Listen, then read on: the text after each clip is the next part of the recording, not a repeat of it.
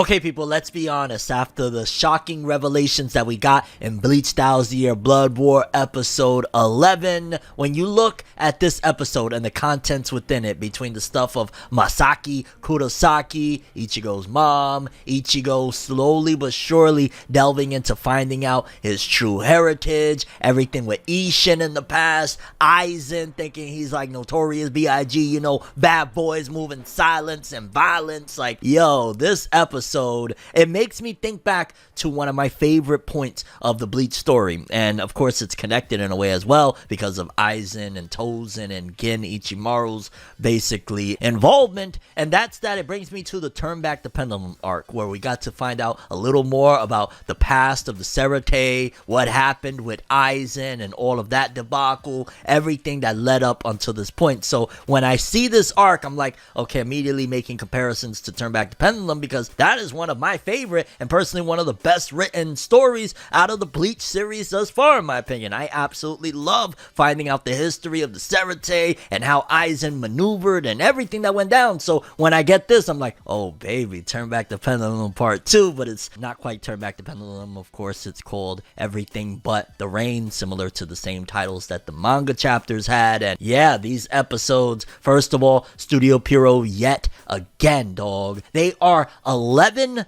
for 11. Every single episode of Bleach's Thousand Year Blood War thus far has just been knocked out the park. Studio Pierrot, we see you. We understand that when y'all want to put in work, y'all are more than capable, because episode 11, yet again, the art and animation alone was freaking gorgeous. I love that they've been keeping the color palette dark for this stuff, because it's a war arc, you know what I'm saying? And this flashback in particular is very dark because it is revealing and diving further and further into Ichigo, the main character, and his backstory and what came to be. How did his parents get together to begin with? I love stories like this. I think back to Minato and Kushina from Naruto, Kubo's, you know, I guess take of, well, what happened to the MC's parents, or at the very least his mom, because up until this point in Bleach, we've already established that Ichigo's mom died. I believe it was Grand Fisher, like, you know, we've seen that. So how does this all connect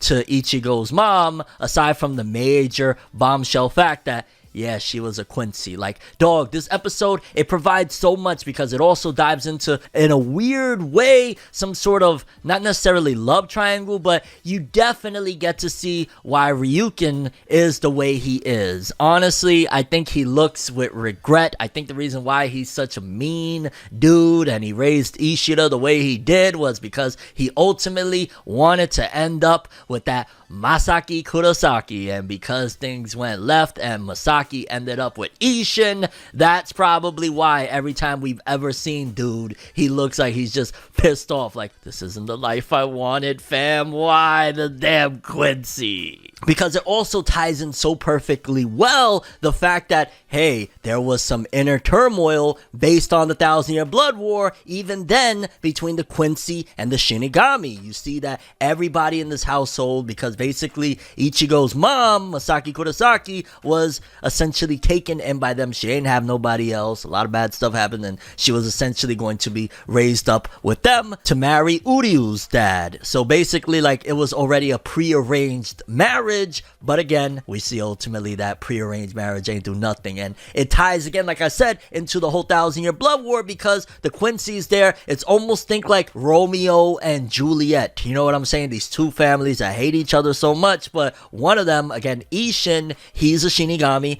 and Masaki is a Quincy. And just because Isshin, because we've seen throughout an entirety of Bleach that just because Isshin is a really cool dude, funny guy, good guy, no bad vibes whatsoever, that is a totally different story when it comes to some of the people from the Soul Society and the Shinigami again. Like, this episode, just from start to finish, I just keep remembering so many different amazing and awesome little tidbits and scenes, like Isshin talking with Masamoto and Hitsugaya and talking about him potentially becoming the next captain. Again, this predates Ichigo's, you know, journeys into the Soul Society. This is back in the day. And while we're on it about Isshin and Masamoto, I ain't gonna lie, I wonder why Isshin never tried to get them OMGs, you know what I'm saying? Like, yo, he went to the human world and he just got completely thrown off track, dog. I would have been like, yo, that Masaki Kurosaki, she's alright, dog, but you got that Masamoto back in the Serite, dog. I'm going back home, dog. I need me some Masamoto Rangiku, you know what I'm saying?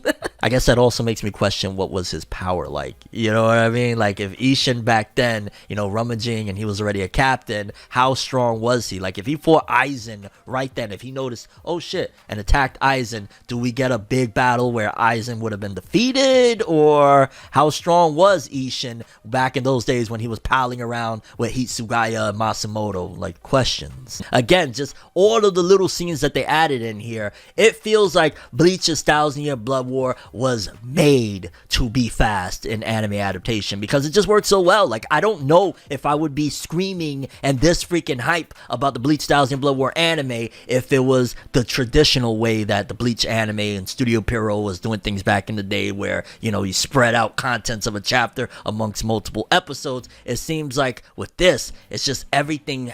There's so much to talk about. Like, you could podcast an hour podcast off these episodes because we also get introduced to understanding this hollow that we see clearly looks very similar to Ichigo when he starts bugging out and, you know, the Vasto Lord and all of that stuff. So it makes you wonder because this was essentially an experiment. Aizen was still in the shadows, experimenting, doing his dastardly deeds, of course, until he outs himself in the Soul Society arc later on in time. But nevertheless, it seems as though that hollow that looks very eerily similar to Ichigo when he bugs the hell out was seemingly created an amalgamation, so to speak, an experiment by Aizen. And if you connect the dots, okay, well, why does that look like when Ichigo bugs out, it also did attack Masaki Kurosaki? Maybe there's something more there. And again, this all ties back into a line that a lot of people had a problem with. This line, a lot of people really hated one major thing in Bleach, but this right here clarifies it. And that's a line that Aizen told Ichigo arcs ago,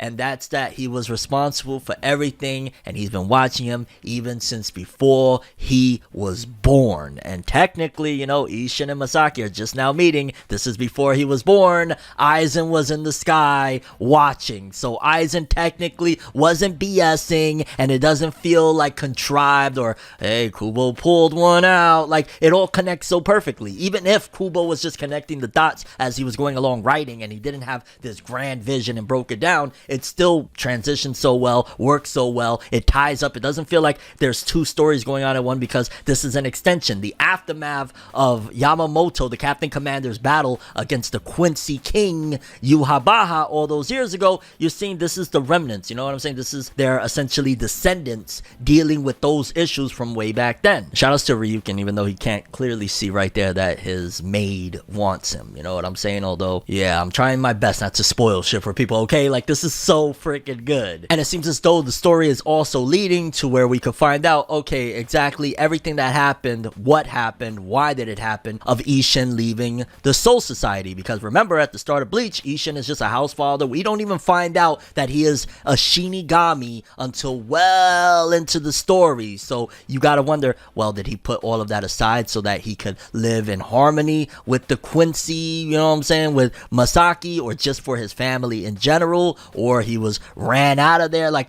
everything that happened is now starting to get explained, and even though it's deep into the story, I love it. I think Kubo did his thing back in the day with this. This is some of the peak Bleach stuff when it comes to the flashbacks. Like I said, the Turn Back the Pendulum arc, one of my favorite and one of the best arcs in Bleach, and this, Everything But the Rain, might even just top that. Art, animation, beautiful. The story is amazing. It's very reminiscent again of a Romeo and Juliet story, so to speak, because Isshin is cool with Quincy and doesn't really care about all of that because Masaki saved him from that hollow. Doesn't mean that Shinokuni Yamamoto is not going to have a problem with, yo, dog, I fought, you know what I'm saying, somebody that probably could have been her father 200 million generations ago. What are you doing? Get away from her before I hurt her. You know what I'm saying? Captain Commander might whip out his Bankai because dude was a little heartless back in them days. And I guess it also makes you question, okay, well, if we're seeing Aizen's involvement even back then and everything is tying in, well, what role would Aizen play at this juncture? Because remember, Aizen's dastardly plans and everything have already been foiled. Like, the flashback that we're seeing right now was Aizen's agenda back before Ichigo beat him several years later. So how is Aizen's role going to be played in all of this situation. And again, if I was Ichigo, I'm not even going to lie, I would go down to where Aizen is locked up and just start beating the living dog turds out of homie. Like, dog, you've been playing with my family since before I was born. Yeah, let me go up in there and hit you with a final Getsuga Tensho while you tied to that chair, dog. Like, you played too much. But also why Aizen is one of the most epic and badass villains of all time, dog. Bad boys moving silence and violence, and Aizen was doing both. And it was also a nice touch to just see the return of those three and, you know, up-to-date 2022